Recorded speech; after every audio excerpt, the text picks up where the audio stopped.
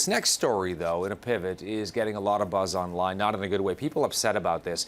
It has to do with a nasty surprise coming from the airlines in this country, some of them anyway.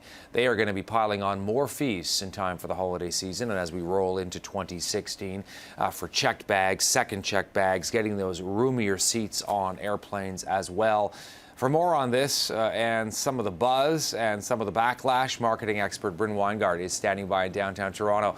First of all, what does this mean here, Brynn, bottom line for customers? Obviously more money, but I mean bigger picture here. Yeah, Todd, such a good question. Really what we're looking at here is an unbundling effect where, airlines are going to be expecting to be able to make a bit more money from extra charges. So charges associated not with the fare price itself, but with other services or goods that you might receive during your transit or, with them. And so we're looking at, rising prices overall. So by the time you've actually done the air transit or the air travel, you're looking at having spent more money. And that's really in an effort, for airlines to pad their bottom lines, frankly. WestJet, of course, at the center of this. They're the ones today announcing this is going to happen here.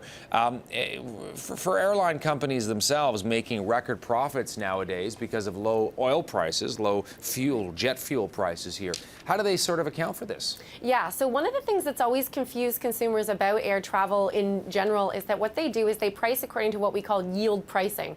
Yield pricing is part of yield management and revenue management, which allows airlines to, if demand is high, to price higher, and if supply is low, to price higher so that they make more money. And as you say quite rightly, right now we see a lower oil price, but in past years we've seen higher oil prices that have really required air travel and air carriers to, pad their margins some other way, to find other ways to make money, given how expensive it was for the fuel itself. So, this is something that we are certainly seeing more of. It's not unlike what we see as an example in telecommunications, so mobile devices and mobile service management on your cell phone as an example, unbundling and then pay per item service or pay per service.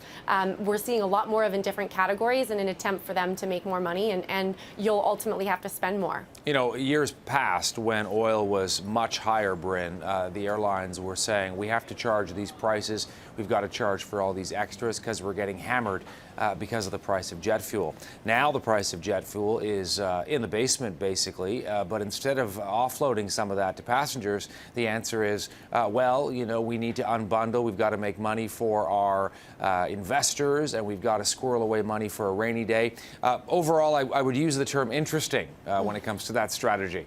Yeah, absolutely. I think, you're looking at them really sandbagging for future terms, right? So they're taking advantage right now of lower oil prices, but you never know where those prices will go. And so they're taking kind of the good profitability, the good year ahead of them now. And there's certainly, the holiday season is the time to do that because there are so many travelers and so many people willing to pay a premium for convenience or flexibility. And so, we're looking at airlines really having to think about how it is that they don't just charge, but how they communicate about those charges and how they, buffer against future terms that might not be as profitable. I was going to say, so what can people do? If you can't fly WestJet, you can't fly Air Canada, it's like, well, then...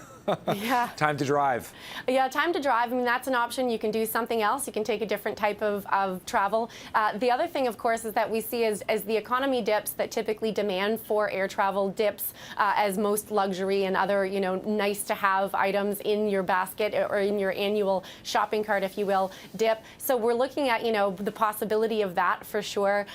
What consumers should do is make sure that they include all the costs when they're comparing the prices, what it's going to take them to get from point A to point B inclusively. That's going to help them save $1. Make sure to read all the fine print because right now, as they unbundle and as it goes toward a fee for service, there'll be things you think you're getting in that fare price that are no longer included. So make sure that you're reading that and that you're doing your best job at comparing. And then, as you say, maybe you drive, maybe you do something else. Brynn Wineguard coming to us from Toronto. Great to have you on, and we appreciate all the previews on Twitter and the buzz leading up to this interview. Great to have you on. My pleasure. Yeah, thanks, Todd. Good to see you. All right, Brynn Wineguard.